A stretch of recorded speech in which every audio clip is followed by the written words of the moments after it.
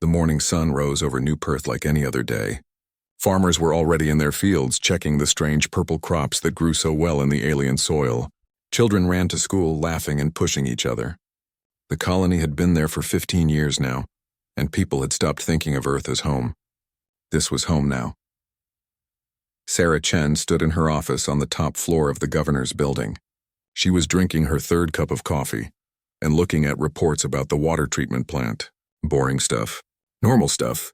That was good. Normal meant peaceful. Then the alarm started. Every screen in her office turned red. The emergency broadcast system kicked in with a sound that made her heart jump. Sarah ran to the window and looked up at the sky. At first she saw nothing. Then she saw them. Dark shapes coming through the clouds, ships, dozens of them. They were bigger than anything humans had ever built. "Get me the defense coordinator," Sarah said into her communicator. Her voice was steady, but her hands were shaking. "And start the evacuation protocols now." The ship stopped above the city. They just hung there in the sky like giant metal birds. Sarah could see people in the streets below, pointing up, taking pictures with their phones. They didn't understand yet. They didn't know what was coming. Her screen blinked. A face appeared. It wasn't human. The creature had 4 eyes arranged in a square pattern. Its skin was dark red and covered in ridges. When it spoke, sharp teeth showed in its mouth. The translation came through a second later. "I am War Commander Zekthor of the Talketh Sovereignty. This world now belongs to the Sovereignty. You have 1 hour to surrender. If you refuse, we will take it by force. You cannot win. You cannot fight us. Accept this truth and you will be treated fairly." The screen went black. Sarah stood there for a moment. Around her, people were shouting, running, trying to figure out what to do. She walked slowly back to her desk and sat down. Her hands were still shaking, but her mind was clear now. She had been a soldier before she became a governor. She knew what this meant. She opened the emergency channel to Earth. It would take the message 20 minutes to get there, another 20 minutes for a response. They didn't have that kind of time. But she sent it anyway. "This is Governor Sarah Chen of New Perth. We are under attack by an alien force. They call themselves the Talketh Sovereignty. They have given us 1 hour to surrender. I am refusing their terms. We need help. We need the fleet. But if you can't get here in time, I want Earth to know something. We didn't start this, but we're going to fight." "Chen out!" She closed the channel and stood up. Time to get to work. The Talketh ships were still waiting. They thought the humans would panic. They thought the humans would give up. That's what other species did when the Talketh showed up. Fear was a powerful weapon. The Talketh had used it to conquer 200 worlds. But something strange was happening down below. Instead of chaos, there was order. Buses were moving through the streets in organized lines. People were being loaded efficiently, quickly. The young and the old went first. Then everyone else. They weren't screaming or pushing. They were calm. On his flagship, Zekthor watched this with interest. "These humans are more disciplined than expected," he said to his second-in-command. "But discipline won't save them. Prepare the attack wings. When the hour is done, we strike." Below, Sarah Chen was in the command bunker beneath the city. The civilians were almost all evacuated. Good. Now came the hard part. She had 300 soldiers. The Talketh had 50 warships. The math was terrible, but humans had always been good at terrible math. "What do we have?" She asked her defense coordinator, a young man named James Park. "Mining charges from the asteroid belt operations. Some plasma cutters. 40 atmospheric fighters that weren't designed for combat. And a lot of angry people who don't want to give up their homes," James said. Sarah smiled. It wasn't a happy smile. "Then let's show these Talketh what angry humans can do. Get me every mining engineer we have. I want those charges rigged to remote detonators. Get the fighters armed with whatever we can strap to them. And James?" "Yes, ma'am." "Send a message to the Talketh. Tell them we refuse their terms." The message went up. 3 words in simple English and then translated, "Come and take it." On his flagship, Zekthor laughed when he received the message. "Brave," he said. "Foolish but brave, very well. Attack wings, you are cleared to engage. Destroy their military installations. Avoid civilian casualties if possible. We want workers, not corpses." The Talketh ships moved forward. Sleek fighters poured out of the larger vessels like insects from a hive. They screamed down through the atmosphere, their weapons charging, ready to make short work of this primitive colony. The human fighters met them at 10,000 feet. The Talketh pilots expected an easy fight.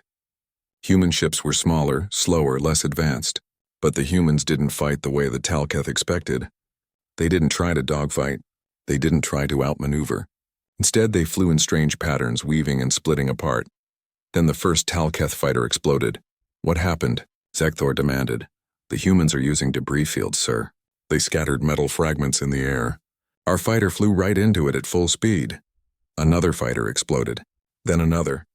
The humans were using the planet itself as a weapon. They knew the terrain. They knew the weather patterns. They knew where to lead the Talketh ships so that speed became a liability instead of an advantage. One human pilot did something that shocked the Talketh. His fighter was damaged, smoking, falling from the sky. But instead of ejecting, he turned his ship directly at a Talketh cruiser. He accelerated. The cruiser's shield stopped him, but barely. The explosion left a visible scar on the shield matrix. Did that human just sacrifice himself to damage our shields? Zekthor's second-in-command asked. "Impossible.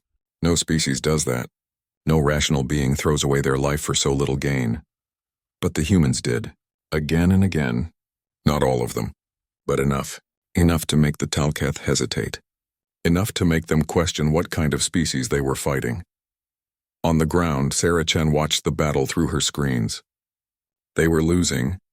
Of course they were losing, but they were making the Talketh pay for every inch.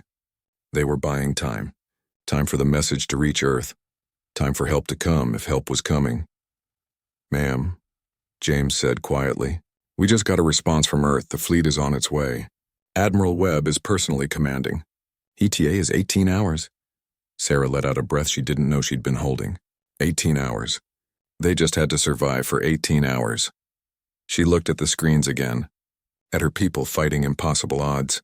At the Talketh ships that filled the sky. At New Perth, the home they had built with their own hands. "Then we hold for 18 hours, she said. "No matter what it takes. Pass the word to all units. Help is coming. We just have to last until dawn." Above the planet, Zekthor looked at his casualty reports.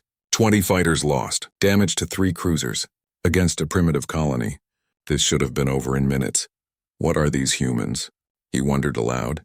He was about to find out. Admiral Marcus Webb stood on the bridge of the ESS Defiance, watching the stars blur past as they traveled faster than light. He was 58 years old, with gray hair and scars that told stories he didn't like to repeat. He had fought in the Mars Rebellion and the Titan Uprising. He knew what war looked like. He knew what it cost. "How long until we reach New Perth?" he asked.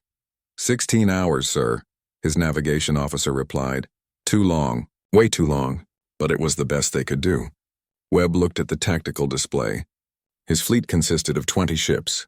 Not much against 50 Talketh warships, but it would have to be enough. "Sir, we're receiving intelligence data from New Perth. Governor Chen has been sending updates every hour," his communications officer said. Webb read through the reports. His face got harder with each line. The colonists were fighting with everything they had. Mining equipment. Civilian ships, determination. They had already held out for 6 hours longer than anyone expected. "Get me everything we have on the Talketh," Webb said. "Every scrap of information. I want to know how they fight, how they think, what they eat for breakfast." Dr. Yuki Tanaka stepped forward. She was the fleet's xenobiologist, a small woman with sharp eyes and a sharper mind. "I've been studying them since we got the distress call," she said. "The Talketh are interesting. They're warriors, but they have rules. Honor codes. They fight for glory and territory. Their tactics are traditional, straightforward. They expect their enemies to fight the same way." Webb smiled. It was not a nice smile. "Then they're going to be very surprised." "Sir, are we really going to war over one colony?" a young officer asked. "The Talketh have 200 worlds. We have maybe 40. Wouldn't it be smarter to negotiate?" Webb turned to look at the officer. His voice was quiet, but everyone on the bridge could hear it. "Ensign, let me explain something to you. The Talketh attacked us. They shot first. They threatened our people. Now maybe in their culture, that's how things work. Maybe they think might makes right. But humans? We have a saying. Don't start none, won't be none. They started it. We're going to finish it. And when we're done, every species in this galaxy is going to understand one simple rule. You don't mess with humanity." The bridge was silent. Understood, sir, the ensign said. On New Perth, the situation was getting worse. The Talketh had stopped their air attacks after losing too many fighters. Instead, they were landing ground forces, big armored soldiers with advanced weapons. They moved through the abandoned city streets, securing buildings, setting up forward positions. They didn't know about the mines. Sarah Chen had spent years as a combat engineer. She knew how to blow things up. More importantly, she knew when to blow things up. The Talketh soldiers walked right over the first set of charges. Sarah waited. More soldiers came, more. Then she pressed the button. The explosion ripped through 3 city blocks. Buildings collapsed. The street itself opened up like a mouth. Talketh soldiers disappeared into the rubble. The ones who survived ran back to their ships, dragging their wounded. On his flagship, Zekthor stared at the reports. They destroyed their own city? To kill our soldiers? Yes, Commander. Preliminary estimates say they killed 70 of our ground troops with that explosion. Zekthor felt something he hadn't felt in a long time. Uncertainty. What kind of species destroys their own home? His intelligence officer brought up data on human history. What he saw made him go very still. Wars that lasted years, decades, centuries. Humans fighting other humans with weapons that could destroy entire cities. Something called World War II, where millions died. Another thing called the Cold War, where humans built enough nuclear weapons to destroy their whole planet. Commander, the intelligence officer said slowly, I think we made a mistake. These humans, they're not like other species. They don't fight for honor or territory. They fight to win, at any cost. Zekthor looked at the data again. There was a phrase that kept appearing in human military history. Total war. The concept of using every resource, every person, every weapon to achieve victory. No holding back, no mercy. Just pure, focused destruction. Pull back the ground forces, Zekthor ordered. We'll bombard them from orbit. Standard procedure. We'll level every military installation and force them to surrender. But when the Talketh ships moved into bombardment position, something unexpected happened. Small objects started appearing around the planet. At first, the sensors dismissed them as debris. Then one of them exploded against a Talketh cruiser's shields. Mines, the tactical officer said. The humans have been seeding the orbital space with mines. Sir, there are thousands of them. The mines weren't very powerful. Each one could barely scratch a Talketh shield. But there were so many. And they were moving, adjusting their positions, hunting. Those mines are using AI guidance, Zekthor's second-in-command said. But AI weapons are banned by galactic law. Every civilized species signed that treaty. Humans aren't part of the galactic community, Zekthor said quietly. They didn't sign anything. Another mine hit. Then another. The shields were holding, but they were being worn down bit by bit. And every minute they spent dealing with mines was another minute they couldn't bombard the surface. Dr. Tanaka had been right. The Talketh fought with honor and tradition. Humans fought to win. On the Defiance, Webb watched the tactical data streaming in from New Perth. They're holding, he said with something like pride in his voice. Those magnificent bastards are actually holding. Sir, we're picking up Talketh communications. They're calling for reinforcements. Another fleet is on the way. 150 more ships, the communications officer said. Webb didn't hesitate. Send a message to Earth, tell them to scramble everything. Every ship. Every fighter. Every rusty bucket that can fly. We're not backing down. Dr. Tanaka looked worried. Admiral, even with reinforcements, we'll be outnumbered 10-1. The logical thing would be to negotiate. Try to find a peaceful solution. Webb shook his head. Doctor, you're thinking like a scientist. That's good. That's what makes you valuable. But right now we need to think like predators. The Talketh think they're apex predators. They think they're the strongest species in the galaxy. We need to show them they're wrong. We need to make them afraid. Afraid of what? Tanaka asked. Webb looked at her. His eyes were cold. Afraid of us. Afraid of what humans do when you threaten our children. When you attack our homes.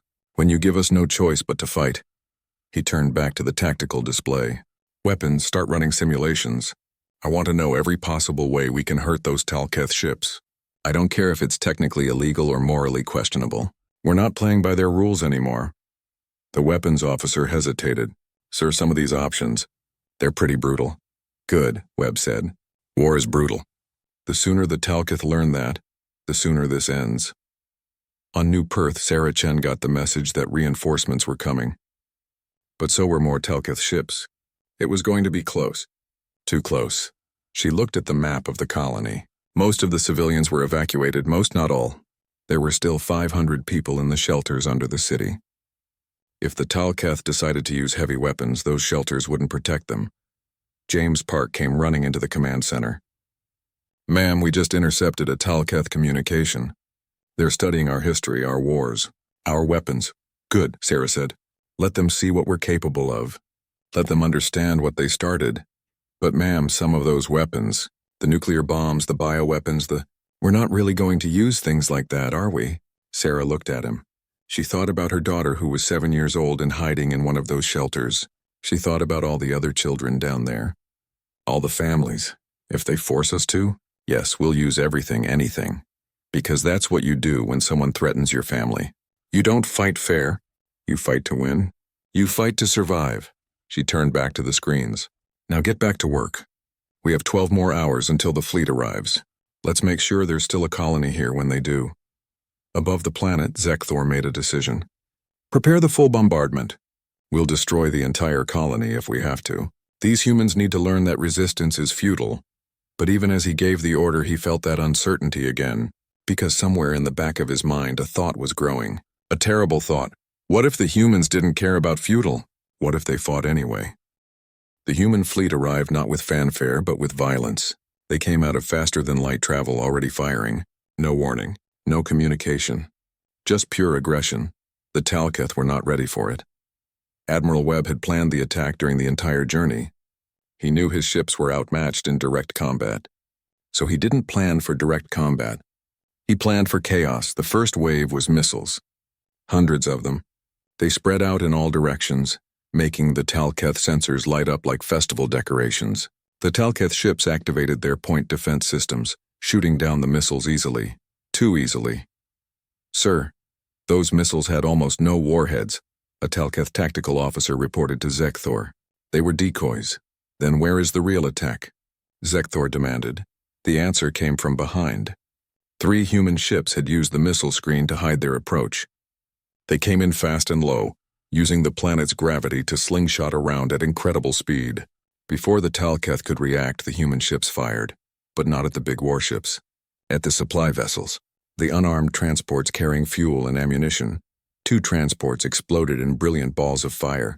A third started venting atmosphere, spinning out of control. "They're attacking our logistics," Zekthor's second-in-command shouted. "That's against the rules of honorable combat." Webb would have laughed if he'd heard that. Honor. There was no honor in war. There was only winning and losing. "Living and dying, second wave go," Webb ordered. More human ships appeared, but these weren't warships. They were cargo haulers. Civilian vessels. The Telketh hesitated, not wanting to fire on what appeared to be unarmed ships. That hesitation cost them. The cargo haulers opened their bays and released clouds of small objects. Metal balls the size of baseballs moving at incredible speed. When they hit the Telketh shields, they didn't explode. They just punched through with pure kinetic energy.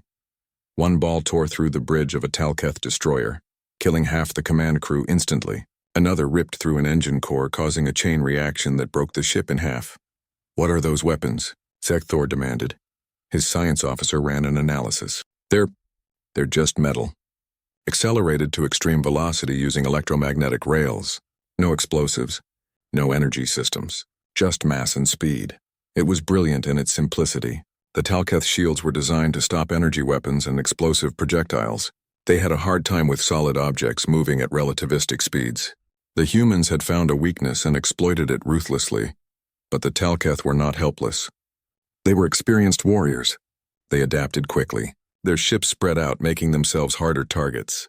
They launched their own fighters to intercept the human projectiles, and they started firing back. A human cruiser took a direct hit from a Telketh plasma cannon. Its shields collapsed and the hull began to melt. The crew had 30 seconds to evacuate. They didn't evacuate. Instead, the cruiser turned directly toward the nearest Telketh battleship and accelerated. The crew armed the reactor to overload and locked the course. "They're going to ram us," a Telketh officer screamed. The battleship tried to move, but it was too big, too slow. The human cruiser hit at full speed. The reactor exploded. The battleship's shields held for almost 2 seconds before collapsing. The explosion tore a hole in the battleship's side that you could fly a fighter through.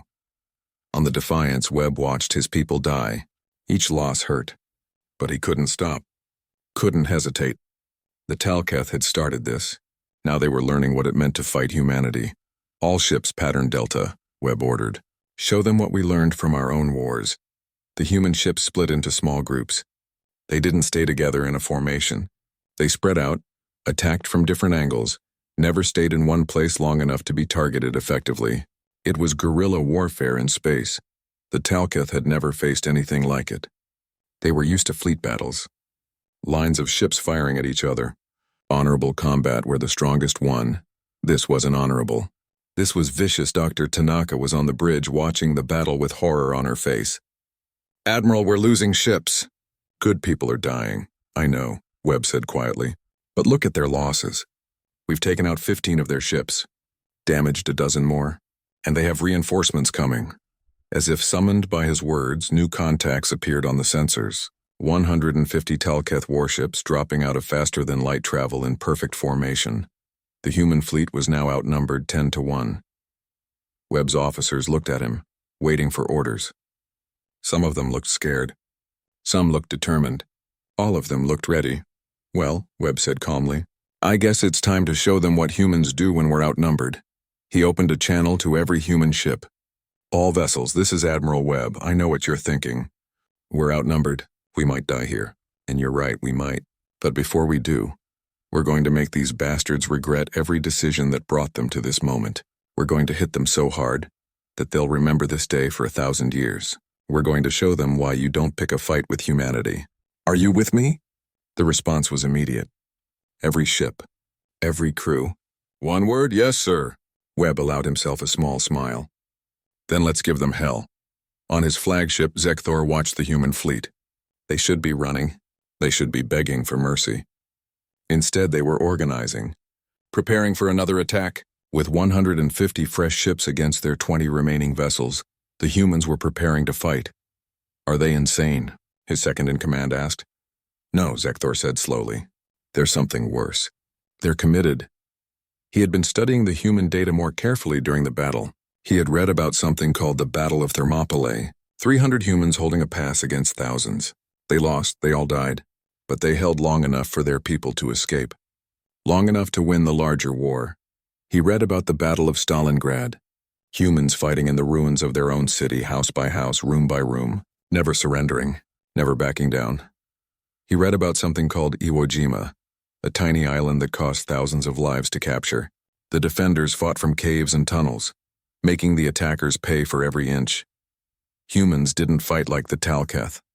They didn't fight for glory or honor or territorial expansion. They fought for survival. And when survival was at stake, they would do anything. "Endure anything. Sacrifice anything, Commander," his intelligence officer said. "I've been analyzing human psychology. There's something you need to understand. Humans are persistence hunters. On their homeworld, they evolved by chasing prey until it collapsed from exhaustion. They didn't outrun their prey. They outlasted it. That's what they're doing now. They're not trying to beat us in one battle. They're trying to make it so costly that we give up." Zekthor looked at the human fleet again. 20 ships against 150, and still they prepared to fight. How do you fight an enemy that doesn't know when they're beaten? He wondered aloud. On New Perth, Sarah Chen watched the space battle through her sensors. The human fleet had arrived just in time, but now they were outnumbered badly. She knew what Webb was doing. He was buying time. Time for Earth to send more ships. Time for the galaxy to learn what happened here. Time for humanity to show what it was really capable of. She turned to her remaining soldiers, 50 of them. That's all that was left from the 300 who had started. "The fleet needs help," she said. "I have an idea. It's crazy. It's dangerous. Some of us won't survive. But if it works, we might just turn this battle around. Who's with me?" Every hand went up. Sarah smiled. That's what she loved about humans. Even when things were impossible, they tried anyway. "All right," she said. "Here's the plan. We're going to hit the Talketh ships that are in low orbit. We're going to use every weapon we have left. And we're going to make them think twice about staying close to our planet." "But ma'am," James said, "we barely have any weapons left. Just some mining charges and a few plasma cutters." Sarah's smile got wider. Then we're going to have to be creative. Because that's what humans do best. We adapt, we improvise, we overcome. Above them, the space battle was about to enter its second phase. The Talketh reinforcements were moving into position. The human ships were preparing their next attack. And on a small colony planet called New Perth, 50 humans were about to show an advanced alien civilization that sometimes the most dangerous opponent is the one who has nothing left to lose. The Talketh reinforcement fleet moved with confidence. They had superior numbers, superior technology, superior training. Victory seemed certain. Commander Zekthor organized his ships into traditional battle formation. 3 lines of vessels, each supporting the others. It was a formation that had won 1,000 battles across 200 worlds. Against humans, it was a mistake.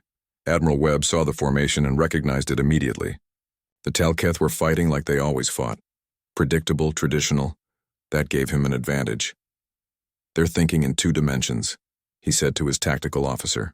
They're treating space like an ocean. Time to remind them that space has no up or down. The human ships literally dove beneath the Talketh formation, using the planet's gravity to accelerate. Then they came up from below, firing everything they had. The bottom line of Talketh ships took heavy damage before they could react. Their formation broke apart as ships tried to turn to face this unexpected attack angle. But Webb wasn't done. While the Talketh were distracted, 3 human ships had been quietly moving into position near the Talketh flagship. They were old cargo ships, barely armed. The Talketh had ignored them. Another mistake. The cargo ships opened their bays and released their cargo. Not weapons, not missiles. Just cargo containers. Thousands of them. They spread out in a cloud around the flagship. What is this? Zekthor demanded. Some kind of smokescreen? Then the containers started exploding. They weren't just containers. They were improvised explosives. Each one packed with whatever the humans could find. Chemical compounds from mining operations, fuel from ship engines, even waste products that happened to be flammable. The explosions weren't strong enough to damage the flagship's shields, but they didn't have to be. The point was the chaos, the confusion. The sensors on every Talketh ship went crazy, trying to track thousands of explosions at once. In that chaos, the real attack came. Human fighters, moving fast and quiet, slipped through the sensor static. They got close to the flagship, close enough to target specific systems, close enough to hurt. They fired at the shield generators. One generator went down. Then another. The flagship's shields flickered and weakened. It was still protected, but now it was vulnerable. On the bridge of the flagship, alarms were screaming. Officers were shouting. And Zekthor finally understood what he was facing. They're not trying to destroy us, he said quietly. They're trying to humiliate us. They want to show that even our strongest ship can be hurt. They're fighting a psychological war. He was right. Webb didn't just want to win. He wanted to break the Talketh's confidence. He wanted every species in the galaxy to hear about this battle and think twice before attacking humanity. But the Talketh were adapting too. Their commanders were experienced. They had fought many wars. They began to change their tactics. Instead of maintaining formation, they split into smaller groups. They started using unpredictable maneuvers. They were learning. The battle became more balanced. More ships died on both sides. Human vessels were torn apart by Talketh plasma weapons. Talketh cruisers were gutted by human kinetic strikes. The space around New Perth became a graveyard. On the Defiance, Dr. Tanaka was watching the casualty reports. Her face was pale. Admiral, we've lost 12 ships. 70% of our fleet. We can't keep this up. Webb knew she was right. They were running out of time. Running out of ships. Running out of options. Then something unexpected happened. From the planet's surface, massive plumes of fire shot upward. At first, Webb thought it was explosions. Then he realized what he was seeing, missiles, dozens of them, rising from New Perth on pillars of flame. What the hell? Webb's tactical officer said. Those aren't military missiles. The colony doesn't have anything like that. Webb started laughing. He couldn't help it. That's Sarah Chen, that crazy, brilliant woman. She's turned the mining rockets into weapons. On New Perth, Sarah Chen watched her improvised missiles climb toward space. They weren't sophisticated.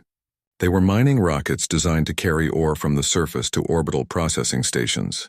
But she had packed them with explosives. With metal fragments. With anything that could cause damage. and she had aimed them at the Talketh ships in low orbit. The Talketh point defense systems tried to shoot them down. They got most of them, but a few got through. One slammed into a Talketh destroyer, punching through already weakened shields. The explosion tore off one of the ship's main sensor arrays. It wasn't a killing blow, but it was a message. You can't even orbit our planet safely. We'll fight you from space. We'll fight you from the ground. We'll fight you everywhere. Zekthor watched another of his ships get damaged by a primitive surface-to-space weapon. His frustration was growing. How were these humans doing this? They were outnumbered, outgunned, using inferior technology. By all logic, they should have surrendered hours ago. But they hadn't. They kept fighting, kept adapting, kept finding new ways to hurt his fleet. "Commander," his intelligence officer said, "I've finished my analysis of human warfare. I think I understand now. Humans don't fight to win glory. They fight to protect what's theirs. Every battle in their history, the defenders always fought harder, always lasted longer, because they were fighting for their homes." Zekthor looked at the planet below. New Perth, a small colony. Nothing special. But to the humans there, it was everything.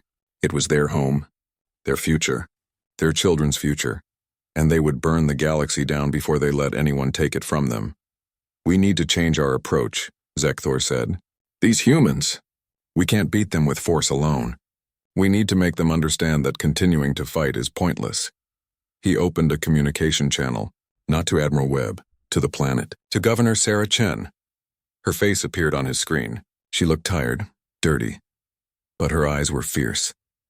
"Governor Chen," Zekthor said through the translator, "I am War Commander Zekthor.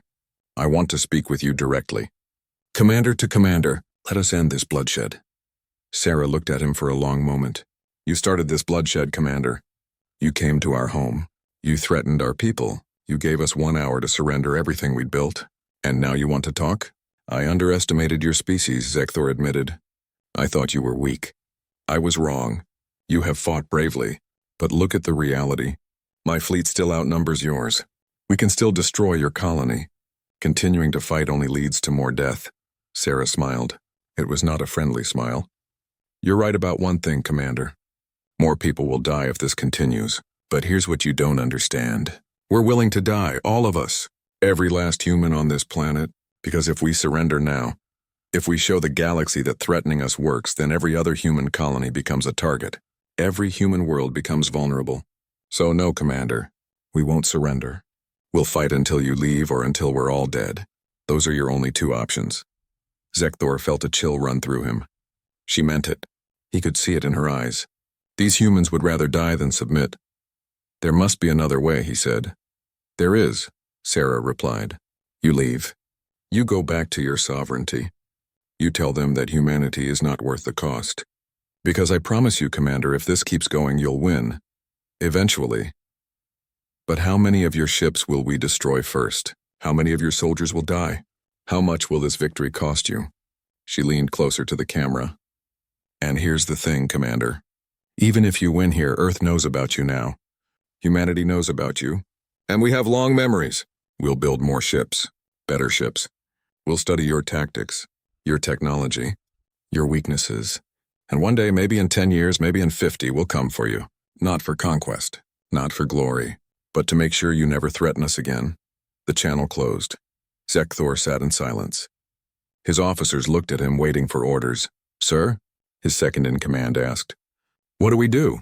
Zekthor looked at the tactical display. He looked at his casualty reports. He thought about the human governor's words. "Send a message to the sovereignty leadership," he said quietly. "Tell them we need to talk about humanity. Tell them we may have started a war we don't want to finish." Above New Perth, the battle continued. Ships fired. People died. But something had changed.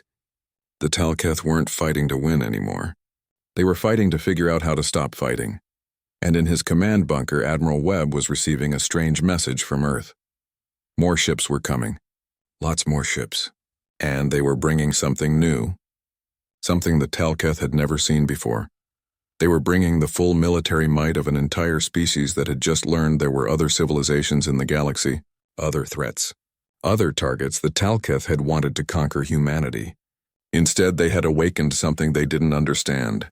They had awakened a sleeping giant. The reinforcements from Earth arrived 3 days later. But they weren't just reinforcements. They were a statement. 200 warships dropped out of faster-than-light travel in perfect formation.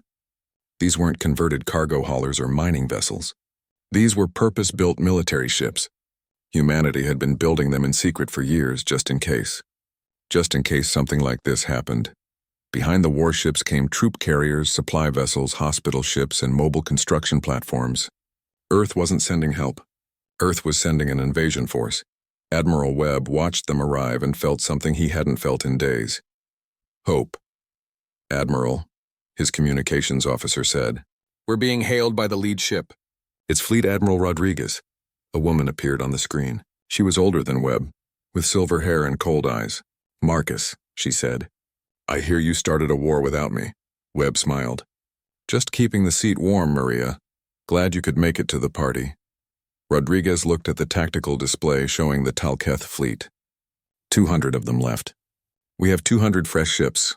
Sounds like a fair fight. They have more ships on the way, Webb said. Intelligence suggests another 300 within the week. Good, Rodriguez said. More targets. Marcus, I'm taking command of the fleet. You and your ships have done incredible work. You've bought us time.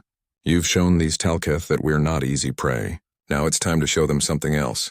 It's time to show them what happens when humanity gets serious. On his flagship, Zekthor watched the new human fleet arrive. His heart sank. The battle that had seemed close to ending was now starting all over again.